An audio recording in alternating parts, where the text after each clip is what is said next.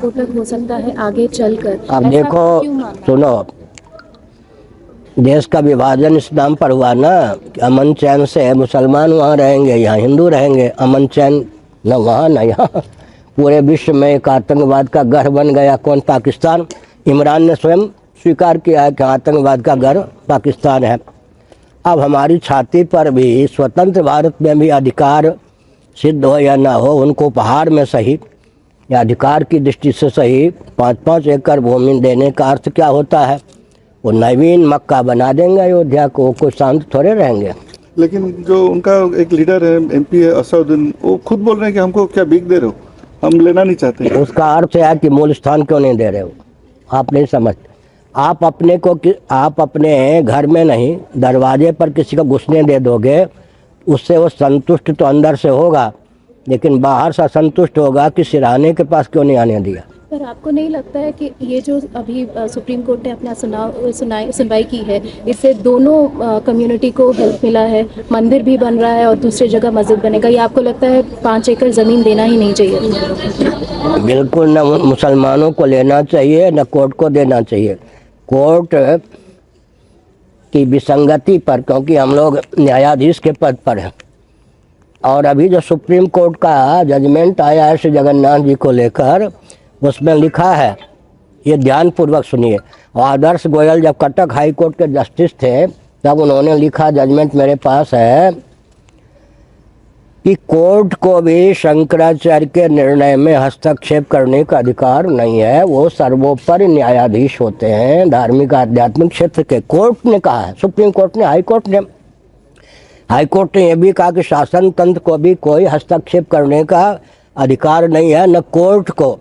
अभी supreme court ने कहा कोर्ट हस्तक्षेप करे शंकराचार्य के अधिकार में, वो बिल्कुल उसको अधिकार नहीं प्राप्त है। तो हमारा क्षेत्र है, पूरी पीठ के अंतर्गत अयोध्या भी है, काशी भी है, प्रयाग तक का क्षेत्र है, मुझे से नहीं चाहिए।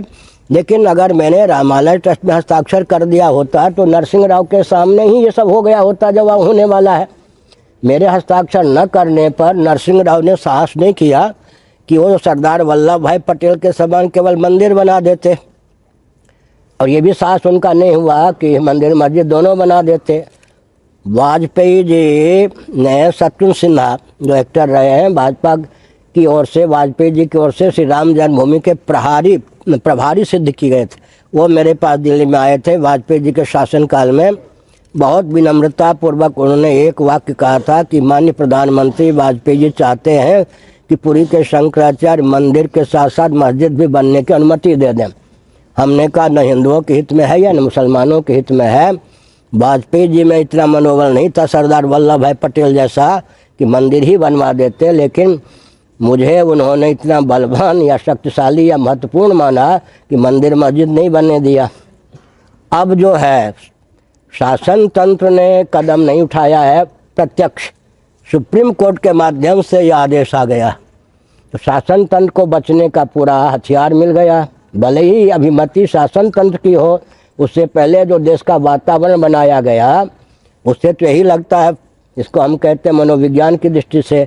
लेकिन नरसिंह राव से ज़्यादा चतुर मोदी जी सिद्ध हुए।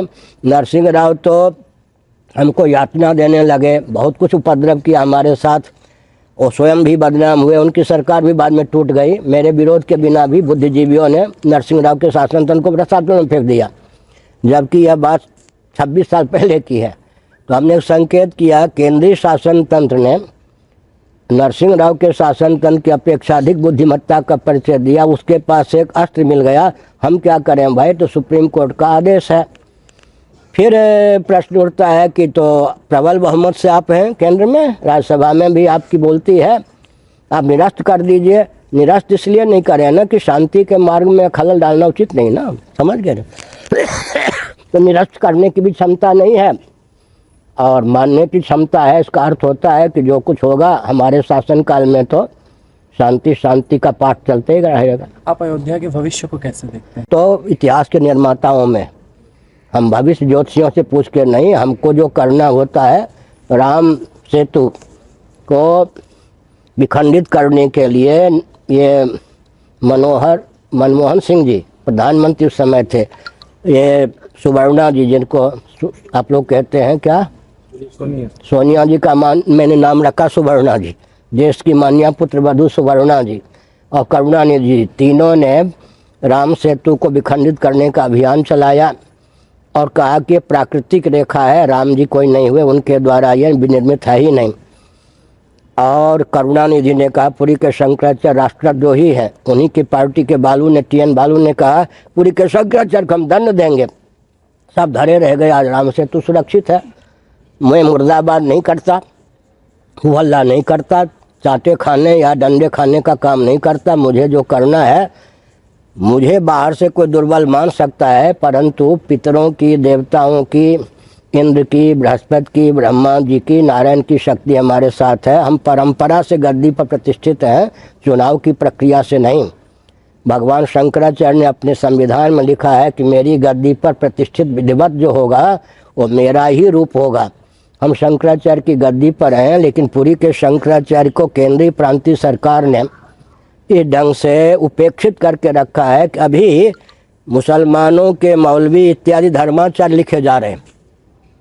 मान्य श्री हमारे लाडले प्यारे, मान लो रामदेव जी हैं, उनके माता पिता ने और गुरु ने नाम रखा होगा रामदेव। अब इन्होंने अपना बहुत बढ़िया वक्तव्य दे के सिद्ध कर दिया अवसर देव।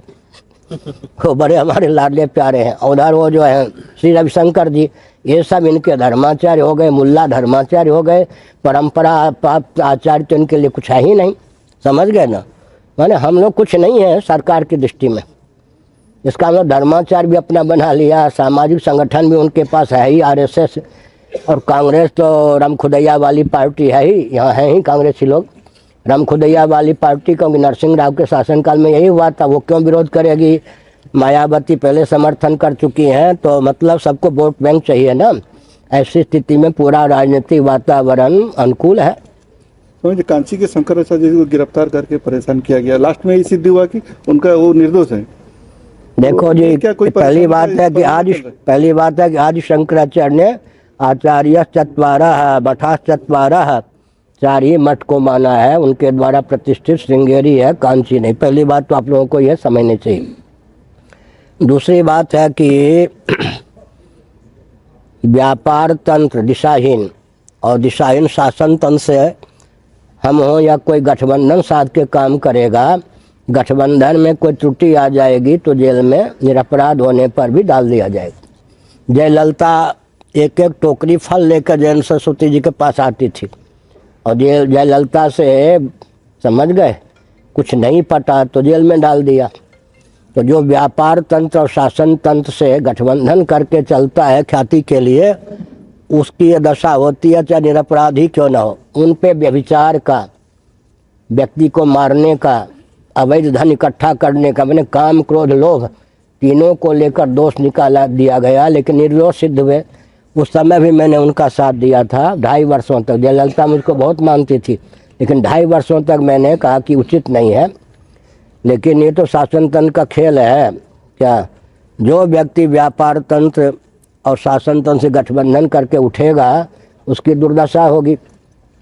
दूसरी बात एक और भी अब आ रही है, जो व्यक्ति शासन तंत्र से गठबंधन नहीं करेगा, कुछ बोलेगा, तो उसको भी शासन तंत्र उपेक्षित करेगी। हो सकता अंदर ही अंदर बहुत दंडित भी करे। ये नरसिंह राव ने मुझे जेल में तो नहीं डाला, लेकिन इतना उपद्रव किया मेरे साथ कि सामान्य व्यक्ति तो गद्दी छोड़ के भाग जाता। ये सब सर। दूसरा बात यह है कि जो हिंदू लोग का वोट को लेके महाराष्ट्र में बीजेपी और शिवसेना, लेकिन अभी पावर के लिए दोनों अलग हो गए, तो इसको क्या आप बोलेंगे। ऐसा है कि इनका गठबंधन भी है, इनका अलग होना भी है, सब सत्ता लोलुपता दूरदर्शिता की दृष्टि से है। प्रांत राष्ट्र या हिंदुत्व के हित की भावना से तो कोई इनके पास दृष्टिकोण ही नहीं है। ये न के न प्रकार छलबल डंके की चोर से सत्ता प्राप्त करना ही लक्ष्य है। कोई राजनीतिक दल बताइए जो सत्ता लोलुपता दूरदर्शिता के चपेट से मुक्त हो, तो उन्हीं को हम क्यों कोसें। सब जगह ऐसा ही है। श्री जगन्नाथ मंदिर के लिए जो सुप्रीम कोर्ट की जो जजमेंट में जो गाइडलाइन दिया गया है, उन्होंने एक लाइन बोला है कि हिंदू प्रवेश को क्यों नहीं किया जा रहा है, तो इस पर आपका प्रतिक्रिया क्या रहेगा। अगर ये लाइन आई है तो मैं पूछता हूँ कि उड़ीसा सरकार के द्वारा यह नियम लागू किया गया या शंकराचार्य के द्वारा। ये उड़ीसा सरकार का है ना नियम, अच्छा, पशुपतिनाथ जी कहाँ हैं? नेपाल में। ओरिजिनल हिंदू ओनली, परंपरा प्राप्त हिंदू ही प्रविष्ट हो सकते हैं। ये कोई धर्मशास्त्र का निर्णय नहीं है। ये निर्णय किसका है? नेपाल शासन तंत्र का उस समय से, राजा के समय से। तो शास्त्र क्या कहता है वो न्यायाधीश जी को बताया जाएगा, तब समझेंगे। वो भी समझने की क्षमता रखते हैं। तो मैं तो केवल इतना संकेत करता हूँ कि जल स्थल नभ में जो प्राप्त विद्युत है, बिजली है, निर्गुण निराकार, उसको लेकर कोई विधि निषेध नहीं है। लेकिन वही पावर हाउस में जब सगुण निराकार हो जाती है तो करंट मार दे तो मर जाता है व्यक्ति। और विद्युत ये बल्ब के माध्यम से या बादल के माध्यम से बिजली के चपेट में आकर व्यक्ति मर भी जाते हैं। जो भी व्यक्त वस्तु है, समझ गए, नियम है, वो विधि निषेध उसके साथ है। विधि पूर्वक उसका उपयोग करेंगे तो लाभान्वित होंगे, अविधि पूर्वक अगर उपयोग करेंगे तो हानिग्रस्त होंगे, देवता की शक्ति त्रोहित हो जाएगी। तो वहाँ पर सुप्रीम कोर्ट की दाल गलेगी या उड़ीसा सरकार की दाल गलेगी, इस सब के विशेषज्ञ हम लोग हैं और हम ही लोगों को ताक पे रखा गया है। तो सुप्रीम कोर्ट को क्या मालूम कि कौन प्रवेश करे कौन न प्रवेश करे। फल में कोई विषमता हमारे यहाँ नहीं है। स्वे स्वे कर्मण्य अभिरता संसिद्धिम लभते नरः स्वकर्मणा तमभ्यर्च्य सिद्धिम विन्दति मानवः तेपि यान्ति पराम गतिम। गीता का 18वां अध्याय 9वां अध्याय। जब फल से वंचित नहीं किया गया तब फिर सब में सबका अधिकार। तो मक्का में फिर हिंदुओं का प्रवेश क्यों नहीं है? मक्का वाले भारत के मुसलमानों को एक नंबर का मुसलमान मानते हैं क्या? नहीं मानते। तो नियम तो सब जगह है, लेकिन हिंदुओं के मठ मंदिर पर सबकी दाल गल जाती है। ठीक है, बोल। जी, एक मैंने आ रहा है बात, उसके ऊपर आप क्या कहेंगे? बात ये आ रही है कि ये निर्णय उनको भी प्रभावित करेगा, दोनों स्थानों को। नहीं ना, निर्णय नहीं दिया गया है, लेकिन स्वाभाविक रूप से यह जो निर्णय है उन दोनों स्थानों को भी प्रभावित किए बिना नहीं रहेगा। मैं तो बरसों से कह रहा हूँ। जी, और एक आखिरी सवाल, 3 महीना ट्रस्ट के लिए है, ट्रस्ट के बारे में आप क्या कहेंगे? मुझे कोई सरकार की ओर से सूचना नहीं है। ट्रस्ट बनाने में किसको रखें किसको नहीं, ये सरकार पर निर्भर है। हमसे कोई मंत्रणा गुप्त या प्रकट नहीं है।